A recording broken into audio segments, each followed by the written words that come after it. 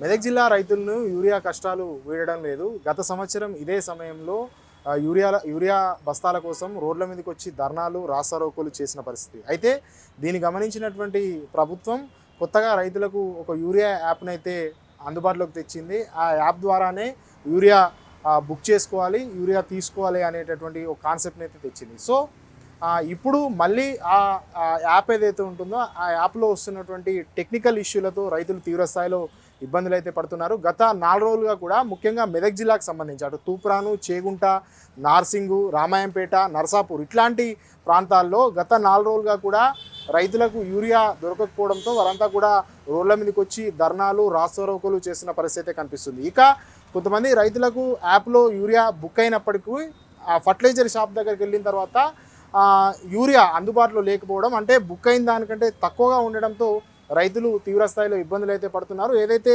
ఈరోజు రాత్రి బుక్ చేసుకుంటారో యాప్లో తెల్లారి యూరియా వస్తుంది అన్న క్రమంలో ఉదయం 6 గంటల నుంచే పలు ఆగ్రో సెంటర్ల వద్ద, యూరియా కేంద్రాల వద్ద, ఫర్టిలైజర్ షాపుల వద్ద పెద్ద ఎత్తున లైన్లలో చెప్పులను పెట్టడం, సంచులను పెట్టి రైతులు ఉదయం 5 గంటల నుంచే షాపుల వద్ద వెయిట్ చేయాల్సిన పరిస్థితి కనిపిస్తుంది. సో ఇది ఇలా ఉంటే మరోవైపు ఏదైతే ఫర్టిలైజర్ షాపుకు సంబంధించిన యాజమాన్యాలు ఉంటాయో యాజమాన్యాలు కూడా రైతులు దోచుకోవడానికైతే సిద్ధమయ్యారని చెప్పాలి. ఎందుకంటే ఇటు యూరియా దొరకడం లేదు, టెక్నికల్ సమస్యలతో యాప్లో వస్తున్నటువంటి టెక్నికల్ ఇష్యూలతో రైతులు ఇబ్బందులు పడుతుంటే, ఒకవేళ యూరియా ఉన్న దగ్గర మాత్రం ఖచ్చితంగా యూరియా బస్తా కావాలన్నా, డిఏపి బస్తా కావాలన్నా దంటు గోళీలు కావచ్చు, లేదంటే నానో యూరియా కావచ్చు, లేదంటే ఇతర ఫర్టిలైజర్ మందులు ఖచ్చితంగా తీసుకోవాలి అంటూ రైతులపైన భారం అయితే వేస్తున్న పరిస్థితి. ఎవరైనా రైతులు ఈ దంటు గోళీలు కావచ్చు, నానో యూరియా కావచ్చు, ఇంకా ఇతరత్ర ఫెర్టిలైజర్ సంబంధించినటువంటి మందులు వద్దు అని చెప్పిన క్రమంలో డిఏపి పైన 100 రూపాయల వరకు ఎక్కువ తీసుకుంటున్నారు. ఇక యూరియా పైన కూడా ఆ విధంగానే 100 నుంచి 200 రూపాయల వరకు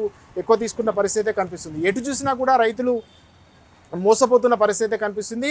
ఇక యాప్కి సంబంధించి యాప్లో వస్తున్న టెక్నికల్ సమస్యలు కూడా రైతులు తీవ్రస్థాయిలో ఇబ్బందులు పడుతున్నారు. అయితే ఒక రైతు యాప్లో యూరియా బుక్ చేసుకున్న తర్వాత తను యూరియాను తీసుకొచ్చిన తర్వాత యాప్లో యూరియా తెచ్చుకున్నట్టుగా చూపించాలి. కానీ అట్లా చూపించకపోవడంతో తీసుకున్న రైతే మళ్ళీ బుక్ చేసుకున్న పరిస్థితి కనిపిస్తుంది. ఒక రైతుకే ఎక్కువసార్లు యూరియా డిఏపి వస్తున్న పరిస్థితి కనిపిస్తుంది. ఖచ్చితంగా అధికారులు స్పందించాలి, ఈ టెక్నికల్ సమస్యలను తీర్చాలంటూ కోరుకుంటూనే ఇటు ఫర్టిలైజర్ షాపులు ఎవరైతే యూరియా డిఏపి అమ్ముతున్న వారు ఉంటారో ఇతరత్ర ఫెర్టిలైజర్ మందులను తమ కంటగట్టాలని చూస్తున్నారు, వారిపైన కూడా కఠిన చర్యలు తీసుకోవాలంటూ రైతులు డిమాండ్ చేస్తున్న పరిస్థితి కనిపిస్తుంది.